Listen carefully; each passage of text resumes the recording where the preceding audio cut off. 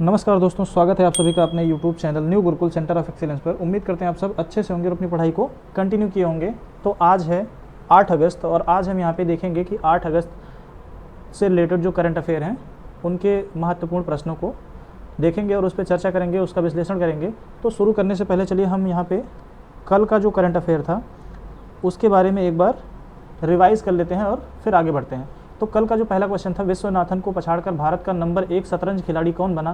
तो इसका आंसर था डी गुकेश। दूसरा था, हाल ही में स्टडी इन इंडिया पोर्टल किसने लॉन्च किया? तो ये होगा शिक्षा मंत्री और विदेश मंत्री। शिक्षा मंत्री आपके धर्मेंद्र प्रधान है, विदेश मंत्री डॉक्टर एस जयशंकर हैं। सागर सेतु के अंतर्गत बंदरगाह स्वास्थ्य संगठन का शुभारंभ किसने किया? तो इसका राइट आंसर होगा श्री सर्बानंद सोनोवाल। तो ये जो है आपके थे जहाज रानी मंत्री। बाल्टिक सागर में ओशन शील्ड 2023 अभ्यास किस देश ने शुरू किया है? तो ये होगा रूस। और मैप में मैंने आपको बाल्टिक सागर दिखाया था।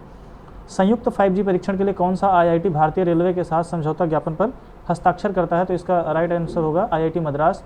अरुणाचल प्रदेश सरकार ने किस केंद्रीय मंत्रालय के साथ समझौता ज्ञापन पर हस्ताक्षर किए हैं? ये होगा शिक्षा मंत्रालय के साथ। माइक्रोसॉफ्ट ने अपने भारतीय परिचालन यानी कि इंडियन ऑपरेशन का नेतृत्व करने के लिए किसे नियुक्त किया है? तो ये होगा पुनीत चंडोक। भारत के 32वें कैबिनेट सचिव कौन है जिन्हें 1 वर्ष का अतिरिक्त विस्तार मिल गया है? तो ये है राजीव गाबा और इनको जो है इस प्रकार ये अब की तीसरी बार जो है इनको एक्सटेंशन दिया गया है।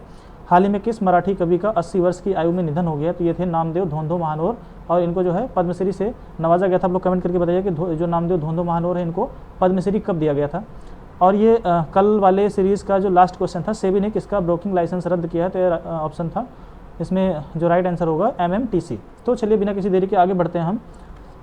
देखिए आज ये बहुत खूबसूरत बात लिखी गई है। A beautiful day begins with a beautiful mindset. आपका एक जो अच्छा दिन होता है उसकी शुरुआत कैसे शुरू होती है? एक अच्छे माइंडसेट के साथ शुरू होती है। तो इसलिए एक काम करिए, आप लोग सुबह उठिए और एक टारगेट बनाइए कि आज आपको जो है दिन में ये टारगेट कंप्लीट करना है और अपने ऐसा सोचिए कि आज का जो मेरा दिन है सबसे बेहतर होने वाला है। तो अगर इस माइंडसेट से आप उठेंगे, मतलब कि पॉजिटिव होकर, आपको निगेटिव नहीं होना, आपको क्या होना है? पॉजिटिव होना है, निगेटिव होके नहीं उठना है। और निगेटिव अगर नहीं रहेंगे तो आपका पूरा दिन जो है एक बहुत खूबसूरती से निकलेगा और आप अपने जो है जो आपने कार्य डिसाइड कर रखा है उसको आप अच्छे से करेंगे। तो चलिए हम यहाँ शुरू करते हैं। आज का पहला सवाल है, हाल ही में भारत के किस राज्य ने अपने जिलों और डिवीज़नों में वृद्धि की है? तो इसका जो राइट आंसर होगा यह राजस्थान हो जाएगा। राजस्थान ने अपने ज़िले में वृद्धि की है। तो चलिए यहाँ पे देख लेते हैं कि राजस्थान ने क्या किया है। राजस्थान में जो है नए 19 ज़िले और 3 नए डिवीज़न की बढ़ोतरी की गई। 19 ज़िले कितने? 3। यहाँ पे राजस्थान ने जो डिस्ट्रिक्ट्स हैं उनमें जो है 19 ज़िले बढ़ाए हैं और जो डिवीज़न्स हैं डिवीज़न ने 3 बढ़ाए हैं। तो इस प्रकार अब कुल राजस्थान में जो है 50 ज़िले हो गए हैं और 10 डिवीज़न हो गए हैं। और ये जो उनका जो प्रशासनिक कार्य है उसको बेहतर बनाने के लिए ऐसा किया गया है। अब वर्तमान में भारत में राजस्थान में 50 ज़िले और 10 डिवीज़न हो गए। इसके पहले यहाँ पे कितने थे? 33 ज़िले थे। कितने थे? 33 ज़िले थे और 7 डिवीज़न थे। तो यहाँ पे देखिए, मौजूदा जयपुर को जयपुर और जयपुर ग्रामीण में विभाजित किया गया है और जोधपुर को जोधपुर और जोधपुर ग्रामीण में विभाजित किया गया है। अब देखिए यहाँ पे 10 डिवीजनें होंगी जिनमें बंसवाड़ा, पाली और सीकर को जोड़ा गया है। नए जिलों की सूची में अपगढ़, बालोतरा, ब्यावर और दीग, दिंदवाना, कुचामन, डूड, ये भी डीडवाना होगा, डीडवाना, और गंगापुर सिटी, कोटपुतली, बेहरौड, खैरथल तिजारा, नीम का थाना, फलोदी, स्लम्बर, सांचौर और शाहपुर शामिल है। तो देखिए यहाँ पे हम देख लेते हैं एक बार हिमाचल प्रदेश के बारे में थोड़ा सा। तो देखिए जो हिमाचल प्रदेश है इसकी राजधानी जो है वो है शिमला और ये 1 नवंबर 1956 को बनाया गया था। यहाँ के जो CM हैं इनका नाम है सुखविंदर सिंह सुक्खू। सुखविंदर सिंह सुक्खू। और जो यहाँ के गवर्नर हैं इनका नाम है शिव प्रताप सिंह। यहाँ के जो गवर्नर हैं इनका नाम है शिव प्रताप सिंह। कहाँ के? ये हिमाचल प्रदेश के हैं। और जो हाई कोर्ट है यहाँ पे, हाई कोर्ट जो है वो हिमाचल प्रदेश हाई कोर्ट यहाँ का जो है मुख्य हाई कोर्ट है। बात करें कि यहाँ पे लोकसभा की सीटें कितनी हैं, तो लोकसभा की यहाँ पे 4 सीट है और राज्यसभा की 3 सीट है। आंध्र प्रदेश के बारे में बात करते हैं। तो जो आंध्र प्रदेश है, आंध्र प्रदेश की जो कैपिटल है वो है अमरावती। आंध्र प्रदेश की जो कैपिटल है वो है अमरावती। यहाँ के जो CM हैं वो YS जगन मोहन रेड्डी। जगन मोहन रेड्डी हैं। और यहाँ के जो गवर्नर हैं आंध्र प्रदेश के वो हैं एस अब्दुल नज़ीर। ये एस अब्दुल नज़ीर हैं। यहाँ पे लोकसभा की सीटें जो हैं 25 हैं, राज्यसभा की सीटें 11 हैं। राजस्थान की बात करें तो राजस्थान की जो कैपिटल है वो आपकी जयपुर। आप लोग कमेंट करके बताइए कि जयपुर को किस और नाम से जाना जाता है। यहाँ के जो सीएम हैं वो हैं अशोक गहलोत हैं। यहाँ के जो गवर्नर हैं यहाँ के कलराज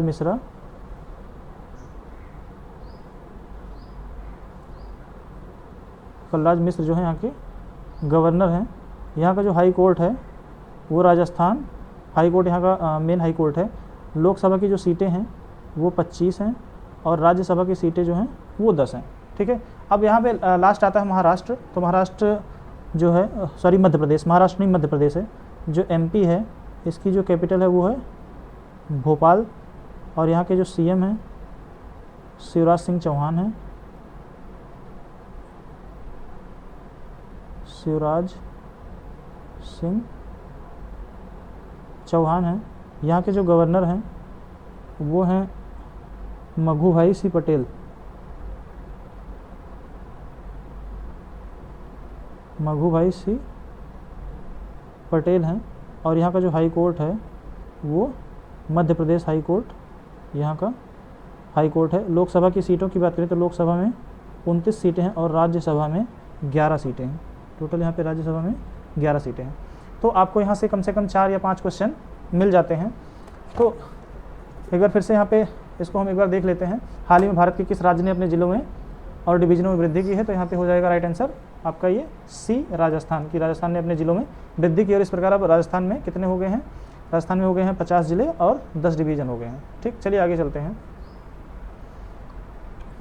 हाल ही में भारत के पहले प्रजाति जीवन रक्षा केंद्र के लिए, यहाँ पे हाल ही में भारत के पहले प्रजाति जीवन रक्षा केंद्र के लिए IUCN SSC के साथ समझौता ज्ञापन पर हस्ताक्षर किसने किए हैं? तो इसका जो राइट आंसर होगा ये हो जाएगा world life trust of India, WTI, world life trust of India, WTI। अब चलिए बात कर लेते हैं कि इसमें इसका विश्लेषण क्या होगा। तो 2 अगस्त 2023 को अंतर्राष्ट्रीय प्राकृतिक संरक्षण संगठन IUCN ने, अब देखिए IUCN में एक है प्रजाति सुरक्षा आयोग और वन्य जीव संरक्षण WTI के बीच एक MOU साइन हुआ है। और ये जो है भारत में जो है इस तरह का क्या है, पहली बार प्रजातियों की सुरक्षा के लिए क्षेत्रीय केंद्र स्थापित करने के उद्देश्य से किया गया है। और इसका जो उद्देश्य है वन्य जीव विशेषज्ञों और विशेषज्ञ समूहों द्वारा संरक्षण प्रयासों को बढ़ावा देना है और भारत की समृद्ध जैव विविधता की सुरक्षा करना। ये दुनिया में 10वां CSS होगा। इस तरह का जो है ये दुनिया में 10वां CSS होगा। लेकिन ये अगर हम साउथ एशिया की बात करें तो साउथ एशिया का ये जो है पहला CSS होगा। और MOU को साइन करते टाइम यहाँ पे प्रोफेसर जॉन पॉल रॉड्रिगेज ये IUCN SSC के चेयर हैं और विवेक मेनन है ये WTI के CEO और एग्जीक्यूटिव डायरेक्टर हैं। तो इन्होंने जो है MOU साइन किया हुआ है। तो चलिए देखिए अब हम बात कर लेते हैं कि जो WTI है वो क्या है। तो WTI का फुल फॉर्म है world life trust of India. क्या है? World life trust of India. इसका जो फॉर्मेशन ईयर है 1998 है और इसका जो हेडक्वार्टर है वो नोएडा उत्तर प्रदेश में है और इसके जो हेड हैं वो हैं विवेक मेनन। ठीक है, यहाँ पे आता है फॉरेस्ट स्टेवॉर्डशिप काउंसिल FSC। तो जो FSC है ये जो है इसका फॉर्मेशन ईयर 1993 होगा और इसकी जो लोकेशन है ये है बॉन, जर्मनी। ठीक है, और इसके जो DG हैं यानी कि डायरेक्टर ऑफ जनरल ये हो जाएंगे किम कास्टेंसन, ये C होगा, कास्टेंसन। ठीक, वर्ल्ड रिसोर्स इंस्टीट्यूट या WRI। तो WRI जो है इसका फॉर्मेशन ईयर हो जाएगा 1992 और इसके जो फाउंडर हैं वो हैं जेम्स गस्टावे।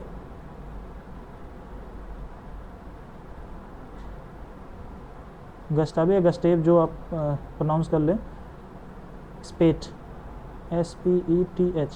ठीक है, हेडक्वार्टर जो है इसका ये है वाशिंगटन DC में यानी कि यूएसए, वॉशिंगटन डीसी यूएसए में है। इसके जो प्रेसिडेंट हैं, इसके जो प्रेसिडेंट और जो सीईओ हैं, ये किसी एक ही पर्सन के पास दोनों हैं, तो ये है अनिदास गुप्ता, अनिदास गुप्ता। और ये आपके लिए काफ़ी इंपॉर्टेंट और हेल्पफुल साबित होने वाले हैं। इसके जो चेयरमैन हैं बोर्ड के, यानी कि जो बोर्ड के चेयरमैन हैं वो हैं जेम्स हार्मोन। ठीक, लास्ट आता है world commission for forest and sustainable development, WCFSD। WCFSD इसका जो फॉर्मेशन ईयर होगा वो होगा 1995, और ये 1999 से क्या है, इनएक्टिव है। ठीक है, चलिए आगे चलते हैं। अब देखिए यहाँ पे एक IUCN की बात की गई है कि जो IUCN है, तो देखिए IUCN के बारे में थोड़ा सा यहाँ पे हम चर्चा कर लेते हैं। IUCN ये यू है, ठीक है, कि हो जाएगा आपका international union for conservation of nature. ठीक है, इसका जो फॉर्मेशन ईयर होगा ये हो जाएगा 1948। क्या होगा, 1948 होगा। इसका जो हेडक्वार्टर है ये है ग्लैंड, स्विट्जरलैंड में। ग्लैंड स्विट्जरलैंड में IUCN का हेडक्वार्टर है। इसके जो प्रेसिडेंट हैं,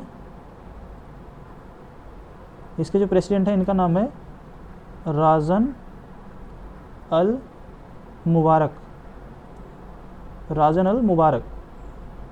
ठीक है, DG जो हैं इसके, DG हैं ब्रूनो ऑब्रेल। ठीक है, चलिए आगे चलते हैं। अब देखिए यहाँ IUCN के बारे में कुछ दिया हुआ है। अंतर्राष्ट्रीय प्रकृति संरक्षण एवं IUCN सरकारों तथा नागरिकों दोनों से मिलकर बना एक विशिष्ट सदस्यता संघ है, और इसकी स्थापना वर्ष 1948 में की गई थी। वह जो रखने के लिए एक वैश्विक प्राधिकरण, एक कह सकते हैं ग्लोबल अथॉरिटी है, और ये प्राकृतिक स्थिति को संरक्षित रखने के लिए बनाई गई थी। इसका सचिवालय ग्लैंड, स्विट्जरलैंड में है, और जो सचिवालय है उसका जो लीड होता है उसको महानिदेशक बोलते हैं। IUCN द्वारा जारी की जाने वाली रेड लिस्ट दुनिया की सबसे व्यापक सूची है, जिसमें पौधों और जानवरों की प्रजातियों की वैश्विक संरक्षण की स्थिति को दर्शाया जाता है। जो इसकी रेड लिस्ट है वो काफ़ी इंपॉर्टेंट है। अब देखिए IUCN कैसे काम करता है। तो IUCN जो होता है हर 4 साल में एक विश्व स्तरीय कांग्रेस आयोजित करता है, और वहाँ पे क्या होता है, फिर कोई कानून या विधेयक उसमें पास होता है तो उस पर वोटिंग करवाई जाती है, और फिर उस पर वोटिंग करवाने के बाद फिर इम्प्लीमेंट किया जाता है। उसका जो एजेंडा होता है उसको निर्धारित किया जाता है। तो IUCN का मुख्य शासी जो निकाय है उसका नाम है IUCN काउंसिल या IUCN परिषद, जो कांग्रेस सत्रों के बीच संगठन का मार्गदर्शन करता है। तो जो वहाँ पे कांग्रेस वगैरह होती है वो IUCN परिषद जो है उसको होल्ड करता है। आयोग जो सदस्य होते हैं वो अध्यक्षों का चुनाव करते हैं, जो 4 साल के कार्यकाल के लिए होते हैं। जो इसके हेड चुना जाता है, हेड का जो कार्यकाल होता है वो 4 ईयर्स का होता है। ठीक है, IUCN 50 से अधिक देशों में 8 क्षेत्रीय कार्यालय और अन्य कार्यालय में स्थित है। ठीक है, तो 50 से अधिक कंट्री और 8 इसके रीजनल ऑफिसेज हैं। IUCN का जो है मेंबर भारत भी है। ये 1969 में IUCN का मेंबर बना था। पर्यावरण, वन, जलवायु परिवर्तन मंत्रालय के माध्यम से सदस्य बना था। ठीक है, अब देखिए यहाँ पे IUCN conservation criteria of biodiversity. तो देखिए इसके not evaluated, data insufficient, least concern, near threatened, vulnerable, endangered, critically endangered and collapsed. ठीक है, तो जैसे जैसे ऊपर जाते हैं क्या होता है, रिस्क बढ़ता जाता है। एक क्या है, नॉट इवेल्युएटेड, तो यहाँ पे किसी प्रकार कोई मूल्यांकन नहीं किया गया। इसमें क्या है, डाटा डेफिशिएंट है। यहाँ पे है लीस्ट कंसर्न है, नियर थ्रेटेंड है, वनरेबल है, इंडेंजर्ड है और क्रिटिकली इंडेंजर्ड। जो रेड है उसको बोलते हैं क्रिटिकली इंडेंजर्ड, और जब ब्लैक आ जाता है तो उसको बोलते हैं कोलैप्स्ड। ठीक है, चलिए आज का तीसरा सवाल है। तीसरा सवाल कह रहा है PNGRB ने निम्नलिखित पाइपलाइनों में हाइड्रोजन ट्रांसमिशन के लिए रोड मैप विकसित करने के लिए निम्नलिखित में से किसके साथ साझेदारी की है। तो इसका जो राइट आंसर होगा, सबसे पहले यहाँ पे हम ऑप्शन की बात कर लेते हैं। तो ऑप्शन क्या, पहला IMF, दूसरा है WHO, तीसरा है वर्ल्ड बैंक, और यहाँ पे चौथा है यूनेस्को। विश्व बैंक होगा इसका जो राइट आंसर होगा, वो होगा विश्व बैंक। कि जो PNGRB है उसने विश्व बैंक के साथ एक समझौते पर हस्ताक्षर किया है, और ये समझौता होगा हाइड्रोजन ट्रांसमिशन के लिए। एक रोड मैप जो है डेवलप किया जाएगा, और फिर उसके थ्रू जो है चीज़ें जो ग्रीन फ्यूल एनर्जी है और हाइड्रोजन ब्लेंडिंग फ्यूल्स हैं उनसे रिलेटेड यहाँ पे बातें की जा रही हैं। तो देखिए सबसे पहले हम बात कर लेते हैं कि IMF, ठीक है, यहाँ पे कुछ इंपॉर्टेंट देख लेते हैं फिर हम विश्लेषण करते हैं। तो देखिए जो IMF है, ये IMF का फुल फॉर्म क्या है? International monetary fund. International monetary fund. Formation year है इसका 1945। कलर चेंज कर लेते हैं, क्या है? फॉर्मेशन ईयर है 1945। हेडक्वार्टर है वाशिंगटन DC। हेडक्वार्टर जो है वो है वाशिंगटन DC में। और इसकी जो ऑफिशियल लैंग्वेज है IMF की वो है आपकी इंग्लिश। यहाँ की ऑफिशियल लैंग्वेज क्या है? इंग्लिश है। और इसके जो MD हैं, MD इनका नाम है क्रिस्टलिना जॉर्जिया। क्या नाम है इनका? इनका नाम है क्रिस्टलिना जॉर्जिया। और इसके जो फर्स्ट डिप्टी MD हैं, फर्स्ट डिप्टी MD जो हैं वो हैं गीता गोपीनाथ। क्या है? गीता गोपीनाथ। WHO की बात करते हैं, WHO जिसको बोलते हैं World Health Organisation. Formation year होगा 1948। हेडक्वार्टर जो है वो है जेनेवा, स्विट्ज़रलैंड में। और इसके जो हेड हैं, DG बोलते हैं इनको, ये हैं टेडर्स अधानोम। लास्ट ये आपका वर्ल्ड बैंक है, यहाँ पे वर्ल्ड बैंक। तो वर्ल्ड बैंक का जो फॉर्मेशन ईयर है 1944, 1944। हेडक्वार्टर जो है ये है वाशिंगटन DC, वाशिंगटन DC। इसके जो प्रेसिडेंट हैं वो हैं अजय बंगा, अजय बंगा। और इसकी जो MD हैं वह हैं एक्सेल वॉन ट्रोटसन वर्ग, ठीक है। और जो MD एंड CO हैं वह अंशुला कांत, अंशुला कांत। और जो चीफ इकोनॉमिस्ट हैं इनका नाम है इंद्रमीत गिल। चीफ इकोनॉमिस्ट जो है उनका नाम है इंद्रमीत गिल, ठीक है। तो आप लोग कमेंट करके बताइएगा कि यूनेस्को क्या है और इसका हेडक्वार्टर कहाँ पे और इसका कार्य क्या है। आप लोग कमेंट करके ज़रूर बताइएगा। चलिए आगे चलते हैं। तो देखिए यहाँ पे हम बात कर रहे थे किसकी? PNGRB। तो ये प्राकृतिक गैस वितरण नेटवर्क के नियामक पेट्रोलियम और प्राकृतिक गैस नियामक बोर्ड PNGRB ने प्राकृतिक गैस LNG, यहाँ पे NG नेचुरल गैस पाइपलाइनों और सिटी गैस वितरण CGD, यहाँ पे सिटी गैस डिस्ट्रीब्यूशन ये है आपका CDG नेटवर्क में हाइड्रोजन ट्रांसमिशन के लिए एक रोड मैप विकसित करने के लिए विश्व बैंक के साथ सहयोग किया गया है। ये जो है हाइड्रोजन की सप्लाई और डिमांड का रोड मैप एक तैयार करेगा और इससे क्या होगा, एक जो टेक्निकल इवैल्यूएशन होगा उसको किया जाएगा। पाइपलाइन क्षेत्र का वाणिज्यिक मूल्यांकन होगा। नीति और नियामक ढांचे में किसी बाधा को पहचाना जाएगा और उसका निवारण किया जाएगा। भारत में हाइड्रोजन सम्मिश्रण के त्वरित कार्यान्वयन के लिए 2040 तक रोड मैप तैयार करने के लिए कहा गया है। अब देखिए पेट्रोलियम और प्राकृतिक गैस नियामक बोर्ड PNGRB के बारे में। तो देखिए PNGRB का गठन पेट्रोलियम और प्राकृतिक गैस नियामक बोर्ड 2006 के तहत किया गया था। पेट्रोलियम एंड प्राकृतिक गैस रेगुलेटरी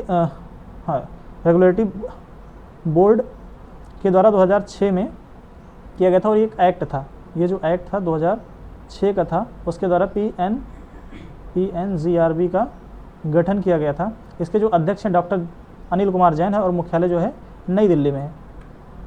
अब देखिए प्रमुख बिंदु इसमें क्या है, 2023 को नई दिल्ली स्थित PNGRB कार्य में एक महत्वपूर्ण प्रस्तुति हुई और इसके द्वारा किया गया प्राकृतिक गैस पाइपलाइनों के माध्यम से सबसे अच्छा किया जाता है। जो हाइड्रोजन का परिवहन होता है वो प्राकृतिक गैस पाइपलाइनों के माध्यम से सबसे अच्छा किया जाता है।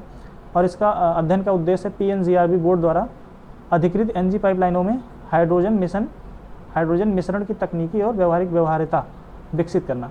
2030 तक प्रति 5 मिलियन मीट्रिक टन हाइड्रोजन खपत तक पहुंचने के राष्ट्रीय लक्ष्य को प्राप्त करने के लिए नियामक ढांचे में महत्वपूर्ण संशोधन किए जाने की तैयारी है कि 2030 तक 5 मिलियन मीट्रिक टन हाइड्रोजन खपत का जो लक्ष्य है उसको पूरा करने के लिए जो पहले से ढांचे बनाए गए उनमें संशोधन की तैयारी की बात चल रही है।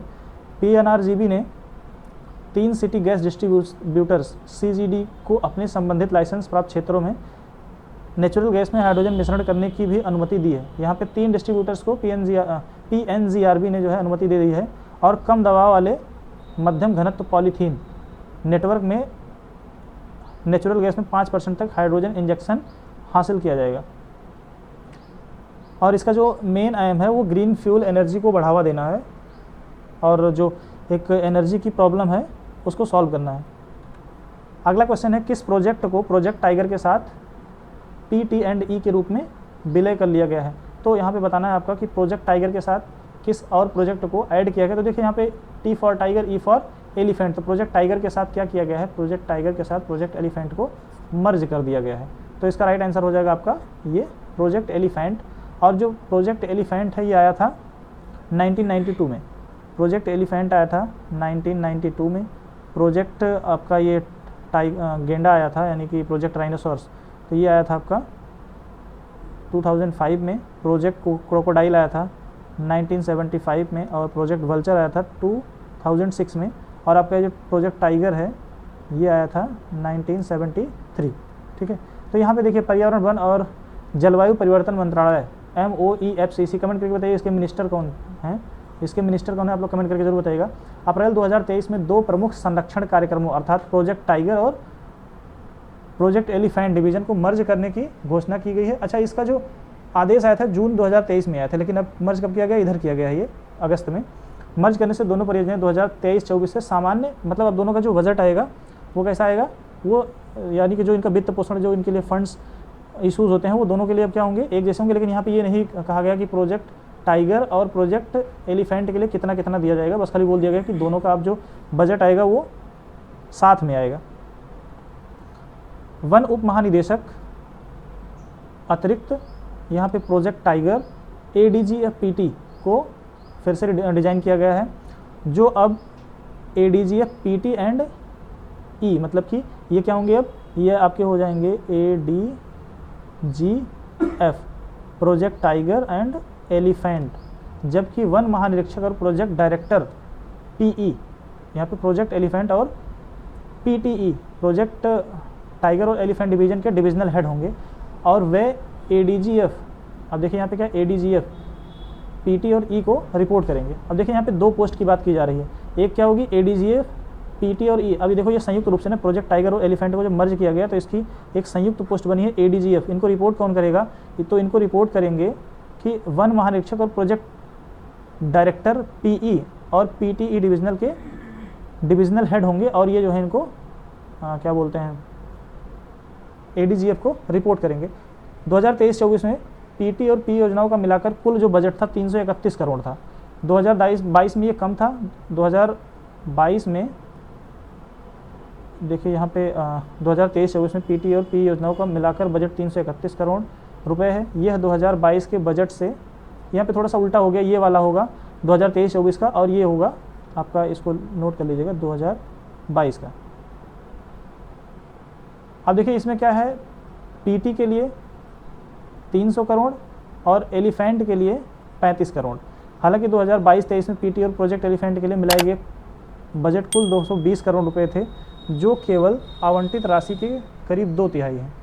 PT की 50वीं वर्षगांठ 2023 में अप्रैल में पूरी हुई, मतलब कि प्रोजेक्ट टाइगर के 50 ईयर्स कंप्लीट हो गए 2023 में और प्रोजेक्ट एलिफेंट 2022 में 30 वर्ष इसके कंप्लीट हुए थे प्रोजेक्ट एलिफेंट के। ठीक, चलिए अगला क्वेश्चन है, किसने बताया कि विश्व चावल मूल्य सूचकांक 2023 लगभग 12 साल के उच्चतम स्तर पर पहुंच गया है?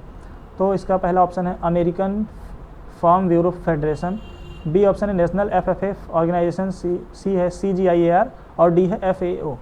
तो इसका जो राइट आंसर होगा ये हो जाएगा आपका FAO, food and agricultural organisation. ठीक है, यहाँ पे अगर हम अमेरिकन फार्म ब्यूरो फेडरेशन की बात करें तो इसका फॉर्मेशन ईयर हो जाएगा 1919। इसके जो फाउंडर हैं जॉन वेरन। लोकेशन इसकी जो है ये भी आपकी वाशिंगटन DC है। और इसके जो प्रेसिडेंट हैं, वो हैं विंसेंट जिप्पी डुअल। नेशनल एफएफए ऑर्गेनाइजेशन जो है इसका फॉर्मेशन ईयर होगा 1928। हेडक्वार्टर जो है इसका यूएसए में है। इसके जो सीईओ हैं, स्कॉट नाम है इनका, स्कॉट स्टम्प। देखो इन लोगों के नाम भी कैसे हैं, स्टम्प, बॉल, बैट सब इसी में जुड़ा रहता है। और देखिए यहाँ पे इसकी एक सब्सिडरी है जिसको बोलते हैं नेशनल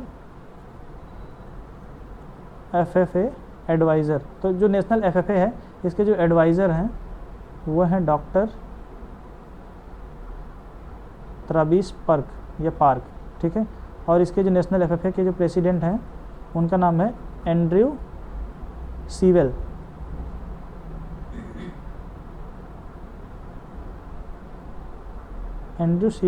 ठीक। ये आपका CGIAR, तो इसका जो फुल फॉर्म होगा ये हो जाएगा consultative group of international agriculture research. ये हो जाएगा आपका consultative group for international agricultural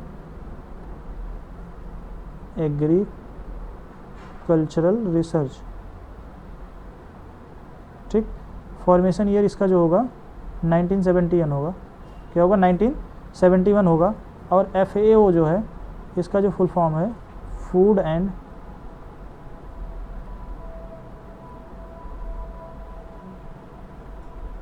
and agriculture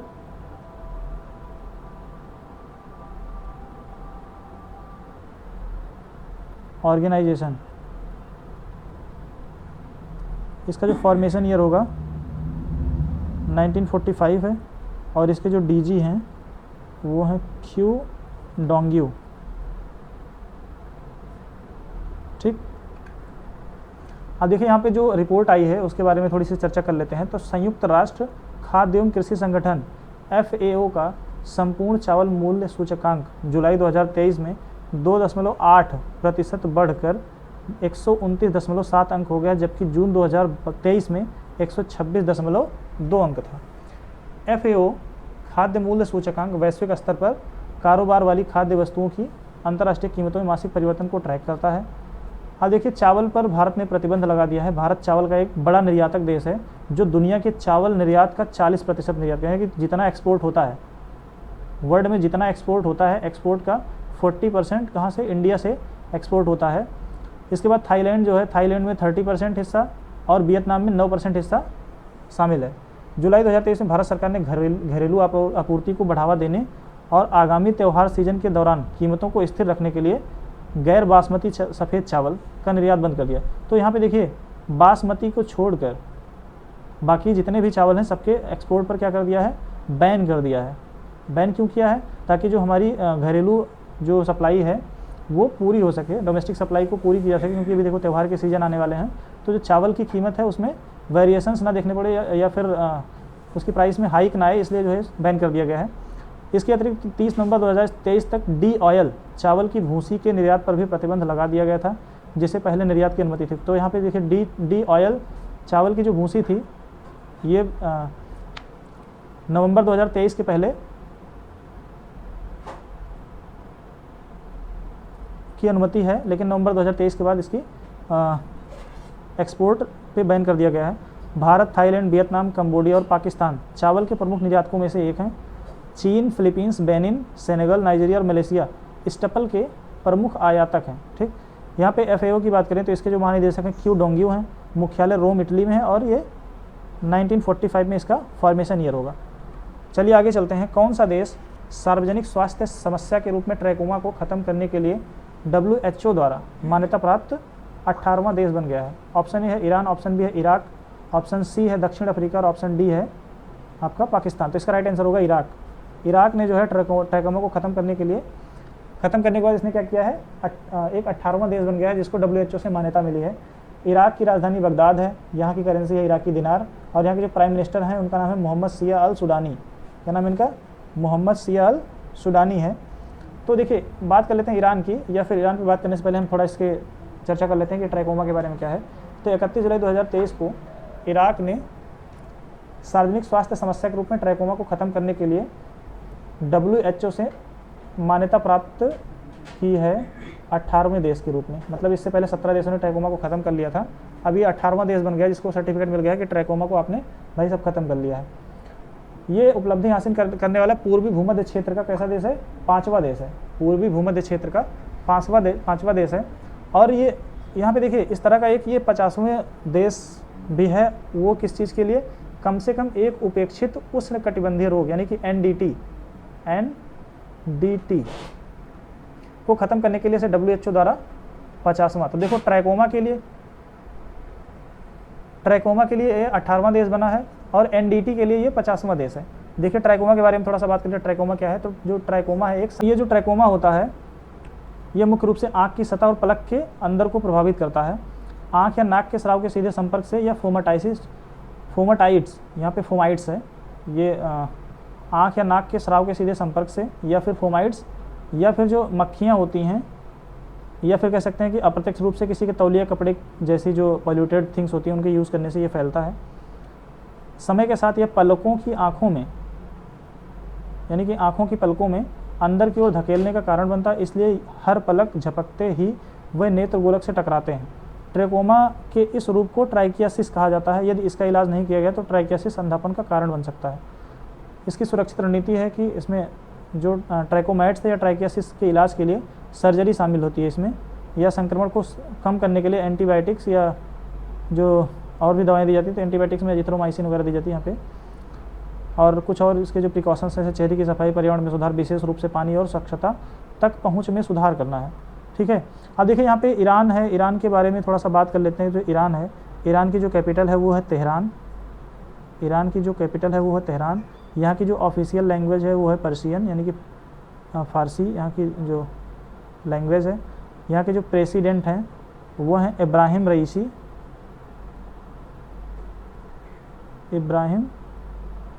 रईसी, और यहाँ की जो करेंसी है वो है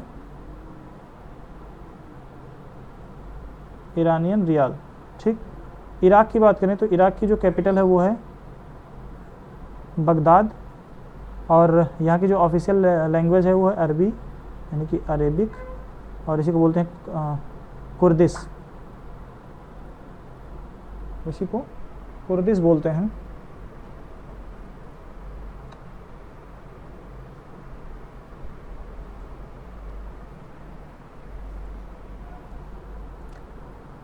ईरान के जो यहाँ पे जो इराक के जो प्रेसिडेंट हैं, इनका नाम है अब्दुल लतीफ़ रशीद। अब्दुल राशिद, यहाँ पे बीच में लतीफ़ भी हैं, ये अब्दुल लतीफ़ राशिद। यहाँ के जो पीएम हैं मोहम्मद शिया अल सुडानी, और यहाँ की जो करेंसी है वो है इराकी दिनार। करेंसी जो है इराकी दिनार है। साउथ अफ्रीका की बात करें तो साउथ अफ्रीका की जो कैपिटल है वो है प्रिटोरिया। साउथ अफ्रीका यहाँ पे 3 कैपिटल आपको देखने को मिलेगी। साउथ अफ्रीका की जो कैपिटल है, एक है प्रिटोरिया, दूसरी आपकी है केप टाउन, और तीसरी है आपकी ब्लोएमफोंटेन। ठीक है। जो प्रिटोरिया है ये एग्जीक्यूटिव कैपिटल है, ये लेजिस्लेटिव है और ये जुडिशियल है। ठीक है। यहाँ पे ये एग्जीक्यूटिव है, ये लेजिस्लेटिव है और ये जुडिशियल है। तो 3 इसकी कैपिटल हो गई। यहाँ के जो प्रेसिडेंट हैं वो हैं क्रिल रामाफोसा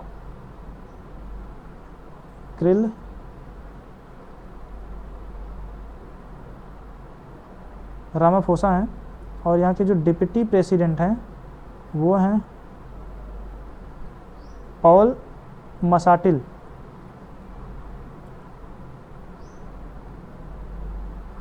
ठीक है। करेंसी जो है यहाँ की जो करेंसी है वो है साउथ अफ्रीकन, इसको बोलते हैं रैंड, या शॉर्ट फॉर्म में इसको जार लिखा जाता है, साउथ अफ्रीकन रैंड। ठीक है।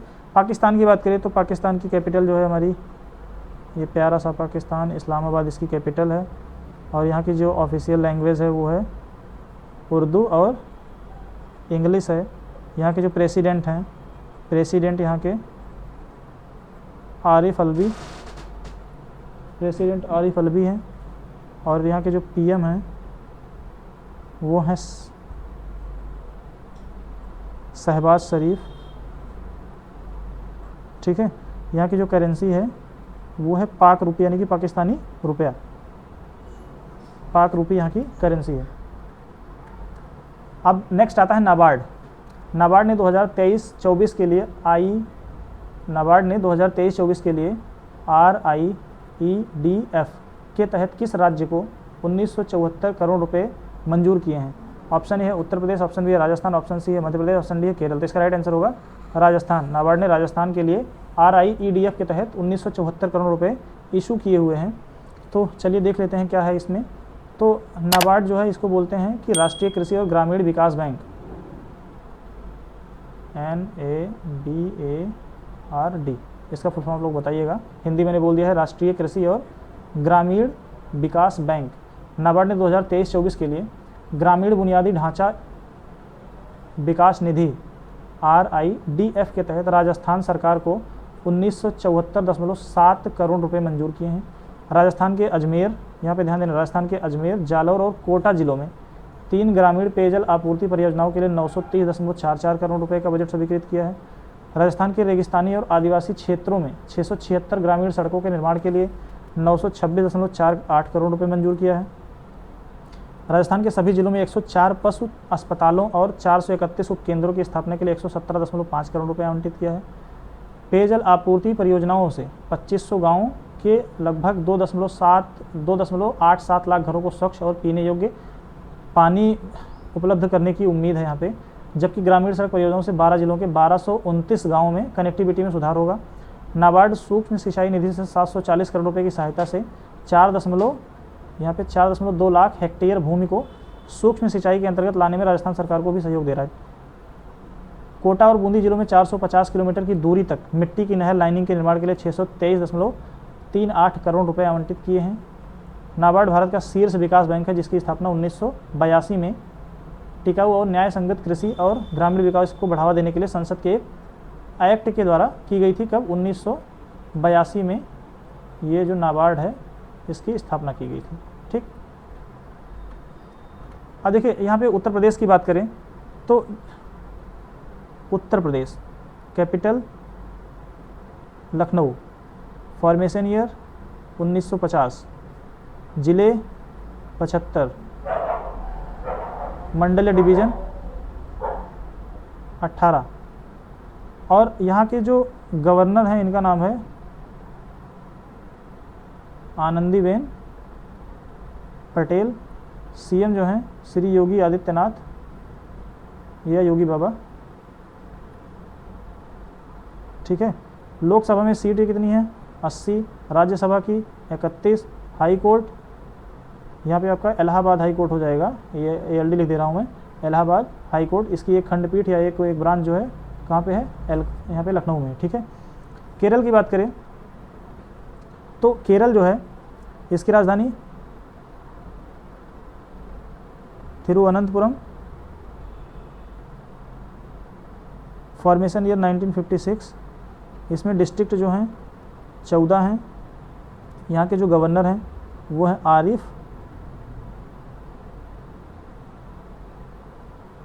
मोहम्मद खान हैं और सीएम जो हैं वो हैं पिनराई विजयन। और यहाँ पे लोकसभा की जो सीटें हैं 20 हैं, राज्यसभा की 9 सीट हैं। हाई कोर्ट जो है वो है केरला हाई कोर्ट। ठीक, चलिए आगे चलते हैं। किस तरह के ATM कार्ड ने अपने ग्राहकों के लिए CBC मुक्त ऑनलाइन लेन देन की शुरुआत की है? तो इसमें ऑप्शन हो जाएगा आपका वीज़ा, ऑप्शन बी रुपे, सी है मास्टर कार्ड, डी है नन ऑफ दीज। तो यहाँ पे इसका जो राइट आंसर होगा मास्टर कार्ड होगा, कि जो मास्टर कार्ड है उसने अपने ATM ग्राहक के लिए जो एक पीछे CVV 3 अंक का लिखा होता है, बिना उसके ट्रांजैक्शन होगा, लेकिन उसके लिए भी टोकन जनरेट करना होगा। तो चलिए आगे हम बात करते हैं। 7 अगस्त 2023 को मास्टर कार्ड ने उन ग्राहकों के लिए कार्ड सत्यापन code CVC card verification code मुक्त ऑनलाइन लेन देन की शुरुआत की, जिन्होंने मर्चेंट प्लेटफॉर्म पर अपने डेबिट और क्रेडिट कार्ड के को टोकन दिया। तो पहले आपको टोकन देना पड़ेगा, उनका जो मर्चेंट प्लेटफॉर्म है वहाँ पे जाके आपको टोकन देना पड़ेगा। उसके बाद फिर क्या होगा, बिना CVV के आपका ट्रांजैक्शन होगा। और ये इसलिए किया गया ताकि जब चेकआउट करते हैं या फिर कोई पेमेंट करते हैं तो टाइम कम लगे और जो पेमेंट की सिक्योरिटी है वो बढ़ाई जा सके। लेकिन मेरा मानना है कि शायद इसको हटाना नहीं चाहिए। मास्टर कार्ड के टोकन आधारित लेन देन 3 प्रमुख कारकों का लाभ उठाते हैं जो उच्च स्तर की सुरक्षा सुनिश्चित करते हैं। उनमें शामिल है उन्नत सुरक्षा सुविधाएं, प्रमाणीकृत उपयोगकर्ता पहचान जांच और डोमेन नियंत्रण, कार्ड और CVV का टोकनाइजेशन। भारतीय रिजर्व बैंक के टोकनाइजेशन दिशा निर्देशों के अनुसार जो व्यापारी टोकन भुगतान लागू करते हैं वे कार्ड के प्रारंभिक टोकनाइजेशन के दौरान केवल एक बार CVV एकत्रित करेंगे। तो पहले उनके मर्चेंट प्लेटफॉर्म पे जाके आपको एक बार CVV दे देना है। उसके बाद जब फ्यूचर में आप ट्रांजैक्शन करेंगे तो फिर आपको क्या करना है, कार्ड धारक टोकन युक्त कार्ड का चयन करना है और 1 टाइम पासवर्ड, एक OTP आएगा, उसको डाल के आप वेरीफाई करिए। उसके बाद फिर दोबारा आपको CVV, यहाँ पे आपको CVV नहीं डालना पड़ेगा और ट्रांजैक्शन आपका कंप्लीट हो जाएगा। तो मैंने बताया कि जो कार्ड होता है यहाँ पे ऐसे मान लीजिए कार्ड है तो एक पट्टी बनी होती है, उसी पट्टी के बगल में यहाँ पे एक 3 डिजिट का एक लिखा होता है नंबर, उसी को CVV कहा जाता है। ठीक,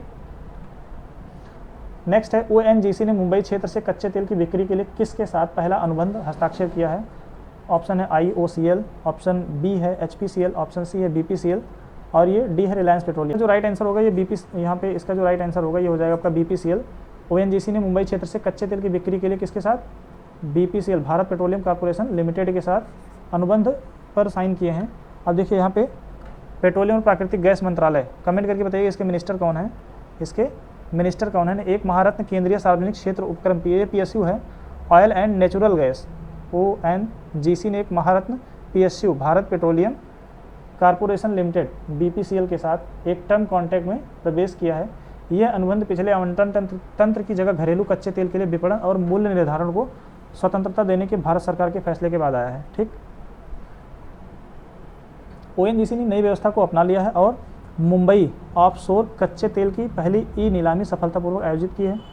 अनुबंध पर संजय कुमार, ये जो है ONGC के ED हैं, यानी कि एग्जीक्यूटिव डायरेक्टर हैं मुख्य विपणन, और मनोज हेडा BPCL के ED हैं।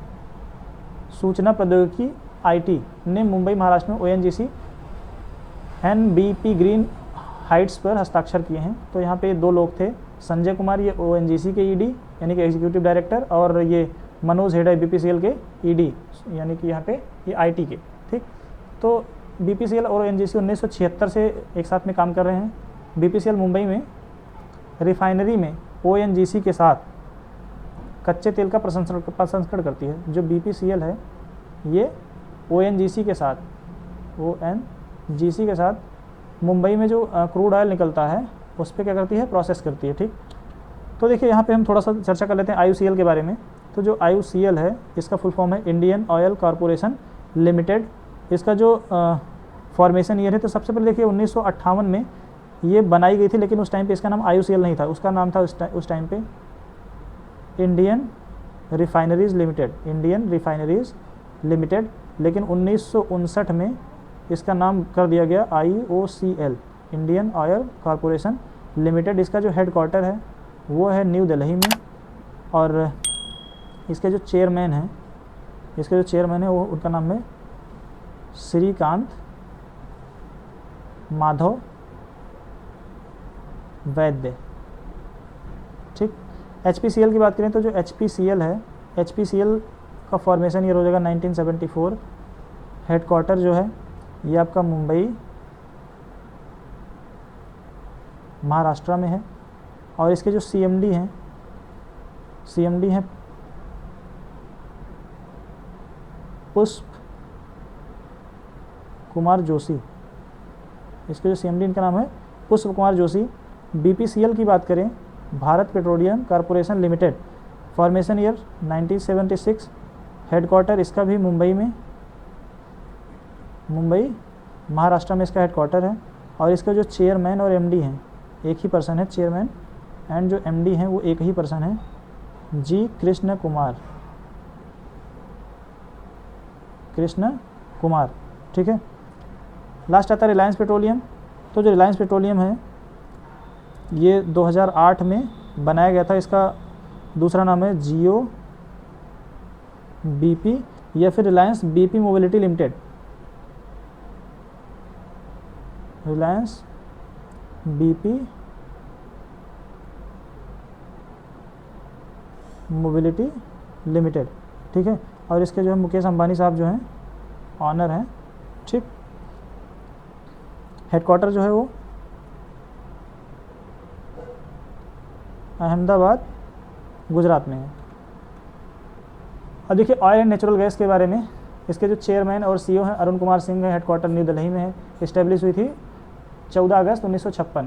BPCL Bharat petroleum corporation limited incorporated 1952 as a private limited company with the name बुमरा सेल रिफाइनरी। तो 1952 में एक प्राइवेट कंपनी की तरह शुरू हुई थी जिसका नाम था बुमरा सेल रिफाइनरीज लिमिटेड, लेकिन इसका रिनेम किया गया 1977 में और इसका नाम दिया गया BPCL। चेयरमैन और MD जो हैं G कृष्णा कुमार हैं।